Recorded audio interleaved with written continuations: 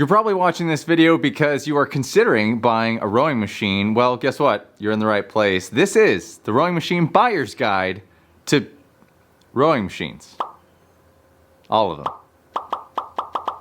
In the past couple of years, indoor rowing has really exploded in popularity. We're seeing rowing studios pop up. Tons of different companies are coming out with rowing machines now, and it's understandably confusing when you're considering buying a rowing machine because there are so many different machines out there covering a wide range of price and size and way in which they work. And that's what today is about, is trying to help you sort through what's the right decision to make and what are the things you should consider when you're gonna make that decision. And because there are so many things to evaluate, I went ahead and created a PDF so that you can have an easier time making the decision for yourself. So in the description below, you're gonna find a link which will allow you to download the PDF and print it out and use at your leisure. Now, price is probably the most important discussion that you can have when you're making your decision as to what machine may end up in your home.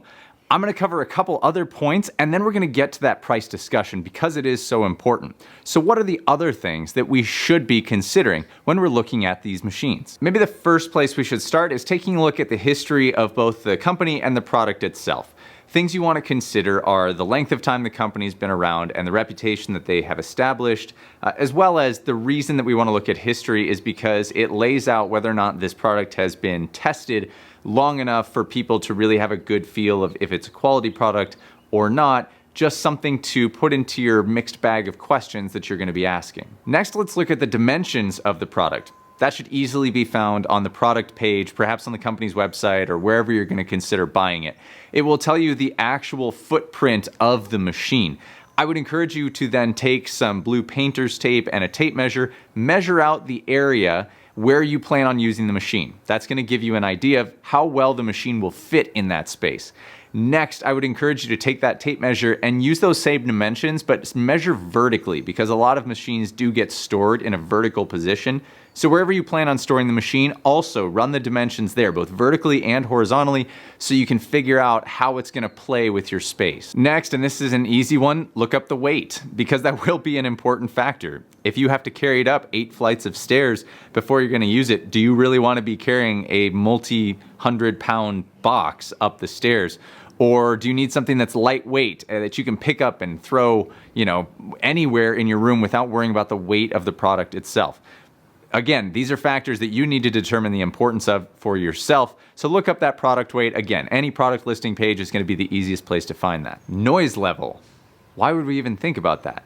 Well, most people aren't going to encourage you to think about that as a process when you're considering making the purchase, but what if you live in a small apartment with a lot of neighbors? If your machine is really loud, is that going to cause a nuisance for the people on the other side of the wall for you? Or are you out in the middle of the country where there's nobody to bother and noise isn't a factor?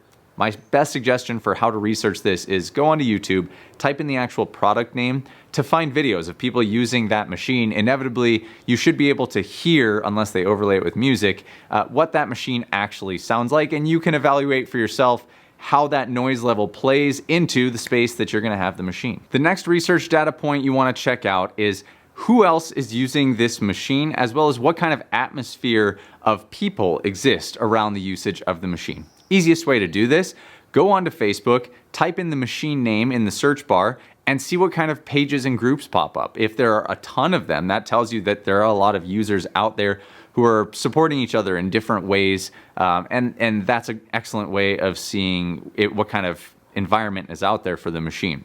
The other, and I like this one a lot, is follow the hashtag of that machine name. So whatever the machine name may be, type it in as a hashtag and follow it. So click on it and then see all the posts that pop up. It's going to give you a very clear insight into how people are using it, what kind of people are using it, and it gives you or paints a really clear picture of the user environment of the machine that you're researching.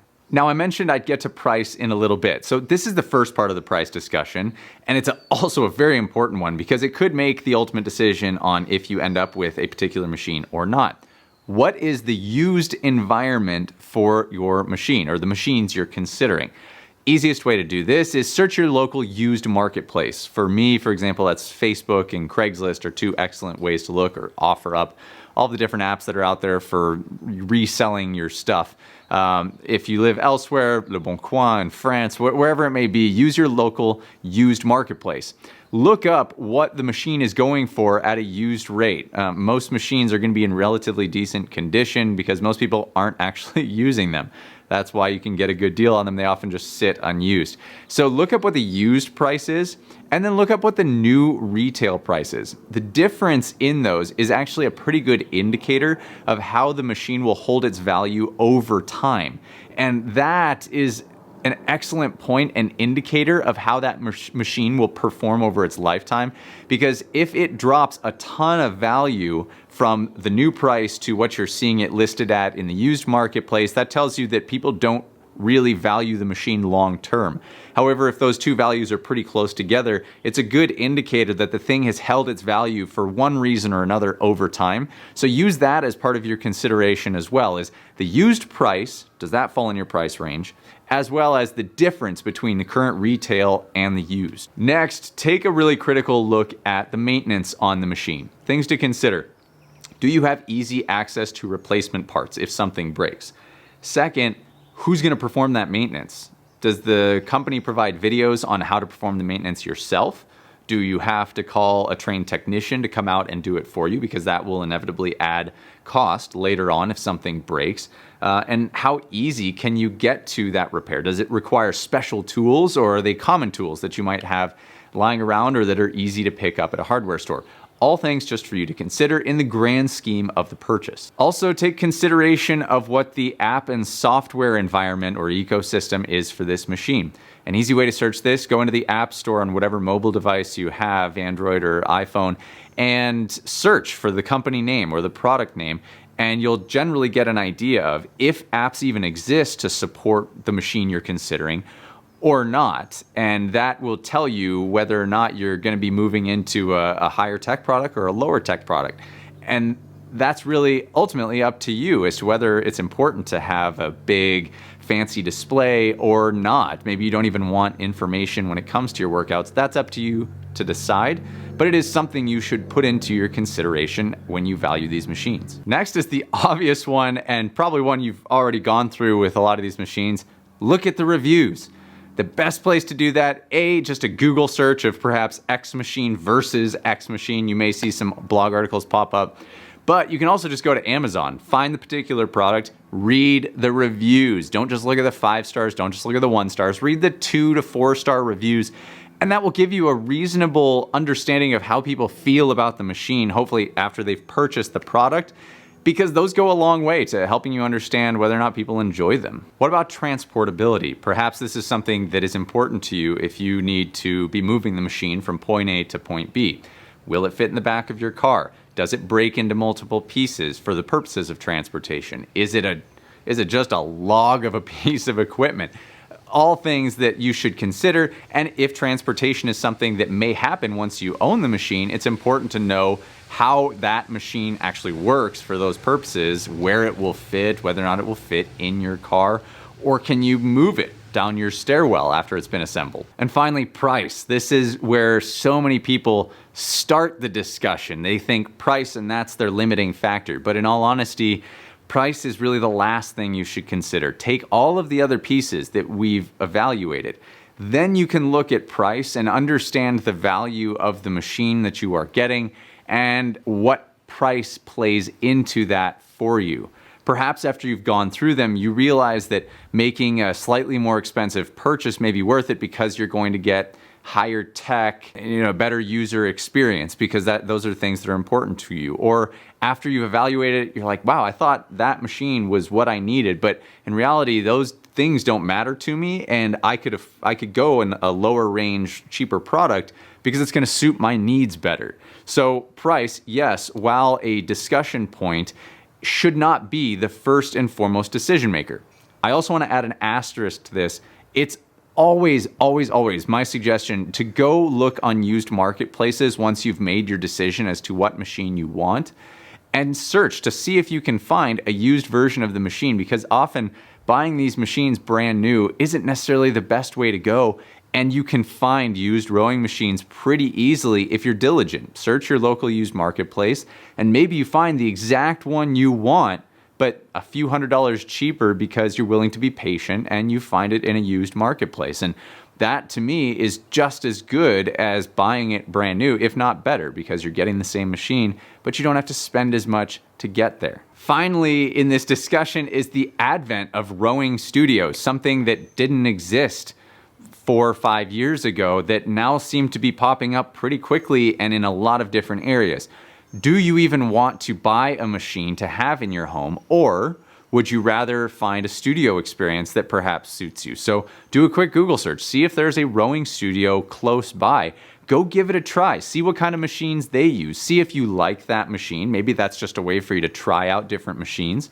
Or go see if you might enjoy a class experience versus a more solo experience at home. Again, it all depends on what kind of an athlete or what kind of a worker-outer, whatever you want to call it, you feel that you are. If you like having a coach, you have online program options that abound now, or you have class experiences. And that's worth considering as well, because over time that could save you money if you don't want to spend all that money up front buying an actual machine. And remember, I created a PDF just for you guys that are making this decision because I know it can be a hard one. So use the link in the description below, download it, print it out, again, as many times as you need. You can print out 1 a day if you want, 2 a day in fact, depending on how much ink you want to use. But the point being, download it so that you can have a handy guide next to you to make these decisions and allow you to evaluate all of the machines that are in the spectrum against one another, and that's going to help you reach a faster, more effective conclusion, finding the right machine for you, which at the end of the day matters most. So click the link in the description below